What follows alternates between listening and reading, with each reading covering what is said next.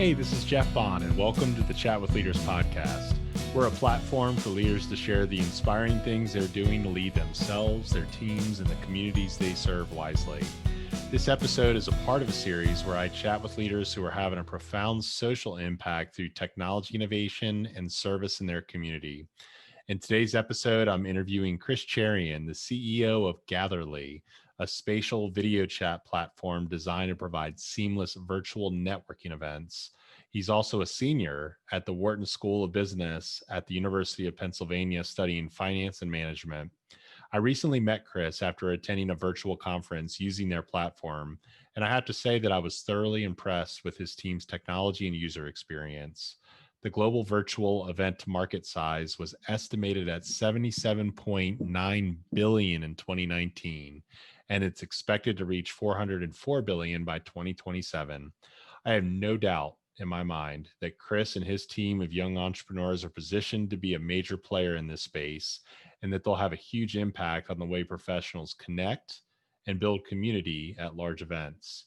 Even as we're able to return to in-person experiences post-COVID, there's no doubt that virtual experiences will add another dimension in hybrid environments.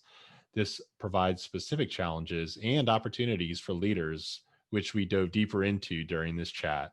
I really hope you enjoy this episode with Chris Cherian. Chris, welcome to Chat with Leaders. Hey, thanks for having me today.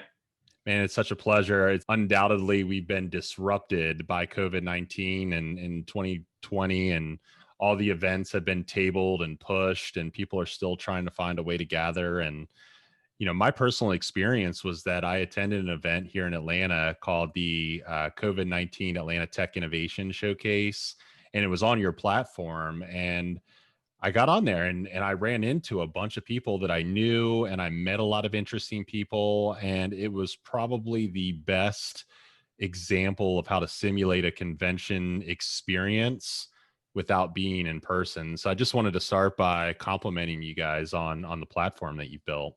Hey, you really flatter me. I appreciate that. I have a lucky role. I get to talk a lot about the product. The engineers actually have the real challenge of building it, so my job tends to be a little bit easier sometimes. But I really, right out the gate, you mentioned how you were able to both meet people and see people that you've, like interacted with before. And I think that's the real spark that we've nailed with our platform, that being able to see those people, that like run into people that you haven't seen in a while, or like, oh my gosh, like I haven't gotten coffee with you, let's catch up. That's so hard to do right now in these like massive, like 300-person video calls. Or on the other hand, these calendar invites that are scheduled, you have, like 8 a.m. to 6 p.m., just calendar invite after calendar invite. So I love that you mentioned that right off the bat. Yeah, and I was reading some of your testimonials on your website, and I think one that stood out to me was one that a professor wrote. She was the assistant professor of physics at Claremont McKenna, Pfizer Scripps Yeah. colleges, and so she said she's constantly looking for new tools to help with community building. And I felt like that sense of community and feeling like you're part of something versus being on a screen with 100 people on Zoom or any of these other platforms, that probably is a good word to focus in on, the operative word of feeling like you're part of a community, and in a sense being able to connect with people that maybe you otherwise wouldn't have, even in in-person experience. Have you found that to be what a lot of people are saying? Absolutely. I think it is that level of community. And I guess like the word that we typically get is like buzz or hype around an event. You think about going to an in-person event and you remember, like, sure, there's a keynote speaker. They might make, give you a takeaway phrase that you're able to quote, in like your next company all hands meeting. But typically what really delivers from a virtual event, from an actual event, is that business card that you pick up and the coffee that comes out from like, somebody that you met at, in the hallway or like in between sessions. That coffee then leads to a business partnership or maybe like, a good friendship. And that's what you really take away from a lot of these conferences, the people and the community. So absolutely, like you nailed that right on the head. Yeah, and I would agree with you because after the event, I had met several people and we exchanged contact information, connected on LinkedIn, did a one-on-one Zoom where we got to know each other better and the problems that we're solving in our businesses and how we could provide value to one another. And so it does lead to opportunities to create more of an intimate connection and follow up afterwards, but with so many more people. It doesn't take away from the fact that I know a lot of people thrive off the energy of being in person and really enjoy that experience, and I do too. Frankly, I'm excited to get back to that, but I see that there's this kind of hybrid of being able to combine these in-person experiences at conventions with the virtual experiences that you guys have created. And frankly, the global events industry size is about a $1.1 billion industry that I think it was projected to grow to 2.3 billion. And so there's certainly a piece of the pie that virtual events, fits into that. In fact, it may expand the ability to have an impact with that. So I think you guys are positioned well. And I think as a main talking point, I wanted to ask you, for everyone to feel part of an engaging experience, how can leaders of businesses in the future ensure equal value for both audiences that they're entertaining virtually with those that they might be engaging at a booth in person, when hopefully we can get back to that? Absolutely. And on that point about the market expansion, I think it was really interesting. At the beginning of COVID, all the projections went south, right? It was like, oh, the virtual industry is going to take a major hit for the next year, maybe even 2 years. Now everything is trending upwards. The pie is expanding. So I am really excited to look at those opportunities. In terms of being able to deliver value for both of your audiences, I think it's important to remember that you have those two audiences first. And I know that might sound cliche, but when you think about it, you need to make sure that you deliver on the best parts of an event for both of these audiences. Now, what do I mean by that? When you start off with a physical in-person event, we just touched on the networking aspect being critical for a lot of people. I think what tends to happen is there's a lot of focus in the keynote, even in person. It makes sense. It's the flagship part of the event. It's probably like what sells most of your tickets in the front of the short run. But that's not the only part that your virtual attendees are trying to get out of it. So you see a lot of people like screen record or like take a webinar session from just that speaker session, post it online, and then build themselves as like, yes, we had a physical event and a virtual event, check marks, like we're done for the day. That's not going to deliver as much traction. Whether it is a platform like Gatherly, maybe one of our competitors, or even just devising ways to use these like Zoom breakout rooms at the bare minimum, I think is critical for just pushing forward that opportunity to deliver networking for your virtual attendees. Because it goes back to exactly what we said about being able to make those connections and take away more than just like a speaker's message, but also like those valuable, like deep connections post the convention or conference.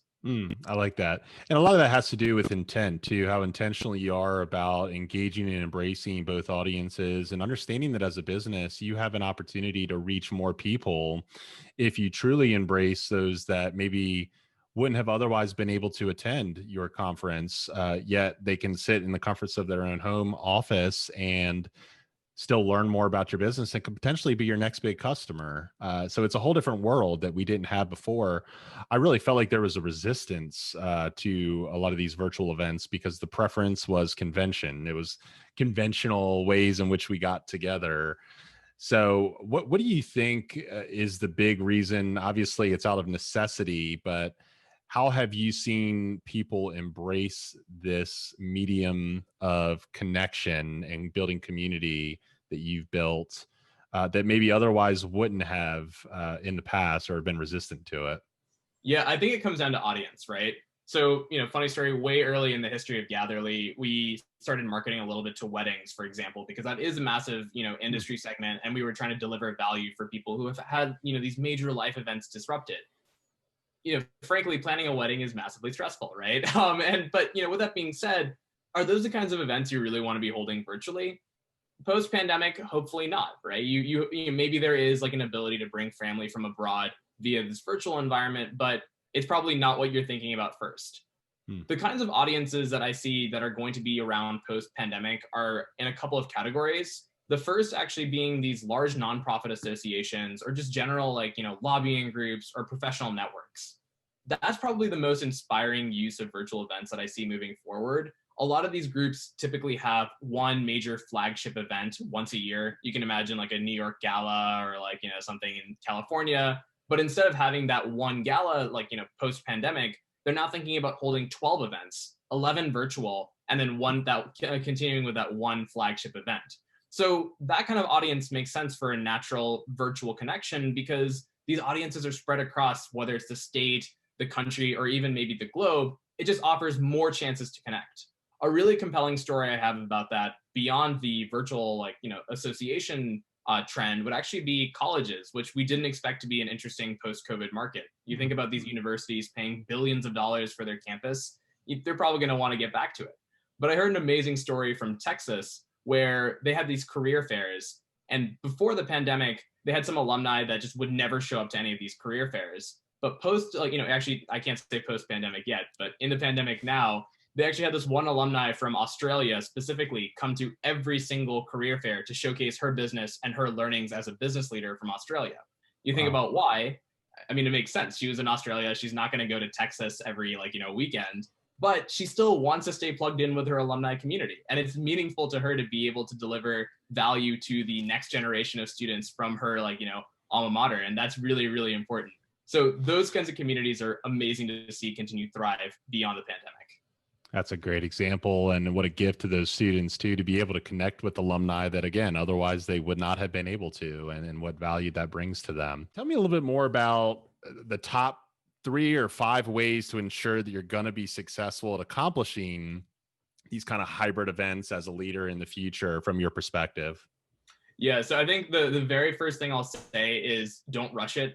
I think hybrid has this interesting connotation where some, leaders and some event planners are thinking, okay, I need to first, right out of the gate, connect my virtual audience with also my physical audience. That is really tough. And, everybody in the industry acknowledges that is a tough mission to accomplish. It's not something that you have to force as soon as the vaccine comes out, right? For now, it is okay to be able to hold essentially 2 separate events, right? You can hold one event physically and one event virtually. And, we talked a little bit about streaming those keynote speeches and webinars. You can go ahead and share that content between 2 audiences and then deliver 2 different networking sessions. And I want to emphasize that is okay, right? It's, you don't need to push it right away.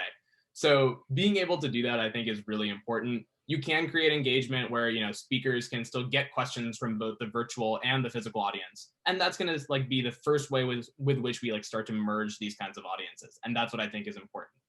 The next thing that I would deliver on is probably thinking about the way that you plan for these events and the amount of effort you put into it. One of the great words that you mentioned earlier was intentional. And I think that's really, really important. We have this joke at our company that, a lot of people that we chat with say, oh, it's so amazing that you're virtual first. And I think it's less of a function of us being, young and hip, but more about us being forced into it with the pandemic and starting a business at this time, right? I think it's the same for these virtual events where you actually do need to have this mentality of virtual first sometimes when your business goal is acquiring audience, perhaps. If your goal is acquiring audience and you lead, flip the model on its head, you lead with a virtual conference with limited in-person attendance, not only does that satisfy COVID guidelines, but that helps you really learn all the nooks and crannies of virtual events and just how difficult they might be on your first go through. So I think that is one area where virtual first delivers not only for the timeline of the pandemic in which we're in now, but also just being able to plan an event. Finally, I think, this is one recommendation depending on what stage of business you're at that you may or may not be able to take. But I would say don't be afraid to get help. A lot of these event consultants that I've been interacting with at various stages of their business life cycle have really expressed excitement about the future of virtual events. The entire event consulting industry really thought they were, up the creek without a paddle very early on in the pandemic because they were like, wow, we've seen our business opportunities evaporate. And then it came back, tenfold, where these other companies were reaching out and saying, hey, we'd really like to engage our, maybe national employee workforce for a community event, or how do we come up with community service opportunities in light of the pandemic? There are still people struggling. We want to have put our workforce to good use, right? These event planners have had amazingly creative ways to deliver on those solutions. And if you do have the budget to afford them and they're at all different levels, I would recommend maybe going with that for the first couple of times. Being able to see what's worked in the past from an outside view is incredibly helpful. Great advice. And it's you guys are absolutely solving a major problem that's out there right now. And again, I want to commend you on the impact that you're having in the community. I've heard such great things about how people are engaged with your platform and how that's really opened up their eyes to the opportunities despite the challenges that we face this year from COVID. So I think what's interesting about you and your leadership team, and you mentioned this before, is that you guys are all fairly young. In fact, you're still in college, and Yep. I want to commend you on your your speaking ability, your confidence, your poise as a leader, and your entrepreneurship. I think it's amazing what you guys have been able to accomplish. Tell me just briefly, for those that see a problem and they have an opportunity to maybe solve that and the resources, as an entrepreneur, what got you over the hump, and where do you start, and how do you kind of approach that at a high level? Yeah, I think nothing I'm about to say is like, I guess like maybe my own thoughts, or nothing I say is about to be like world changing in terms of the thought leadership that's out there. It all starts with the customers. So to pull from Gatherly as an example, the very first thing that we did was I took a pen to paper and I listed out 3 different companies that I thought would have a problem with virtual events. I got them on the phone and I just asked them those questions. What do you think is the most important thing, like with what you're doing on Zoom right now? Where are you getting frustrated? Where are you getting tied up? Once I heard the same thing from those 3 customers, I went and asked 10 more and then 15 more. And I kept hearing, maybe every now and then there would be one without those problems, but the vast majority of them screamed the exact same problem. Virtual events are hard to hold right now on just Zoom, BlueJeans, and other, standard video chat platforms.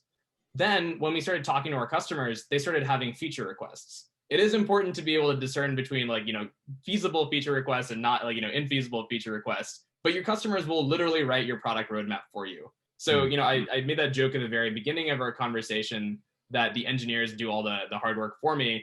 I really need to give a lot of credit to our customers as well, because they're the ones who come to us. The event consultants that I mentioned with all those creative event ideas, we come up with ways to translate what they're working on the front end and all the hard work that they're doing into the software product that we're building today. So your customers will not only be the source of revenue, but they'll be your source of future business planning as well. And that'll make your, no matter what stage of entrepreneurship you're in, that'll make your life significantly easier.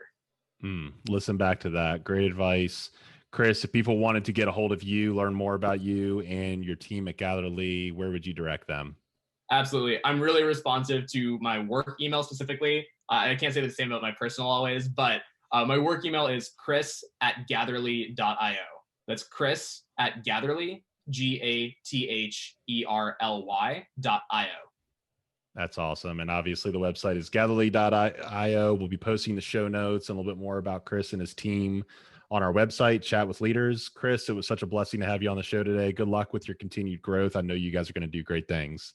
Absolutely. And let me know if I can ever be of help with virtual events or anything else in the future. Thanks for having me on today. Highly recommend it. My pleasure. Thanks, Chris. Awesome.